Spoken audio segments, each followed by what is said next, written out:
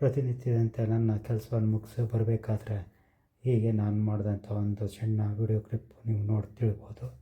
ನಾನು ಬದುಕ್ತಾ ಇರೋ ಅಂತಹ ಪ್ರದೇಶ ಎಷ್ಟೊಂದು ಸುಂದರವಾಗಿರುವಂಥ ಪ್ರದೇಶ ಅಂಥೇಳಿ.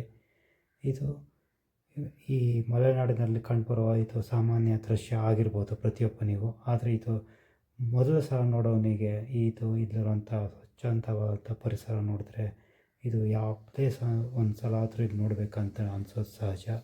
ಇದು ಪಶ್ಚಿಮ ಘಟ್ಟಗಳ ಮಧ್ಯೆ ಇರುವಂಥ ಒಂದು ಸಣ್ಣ ಹಳ್ಳಿಯ ಮುಖಾಂತರ ಬರಬೇಕಾದ್ರೆ ಅಂತ ಸಿಗುವಂತಹ ಒಂದು ಸಣ್ಣ ಪ್ರದೇಶ ಇದು.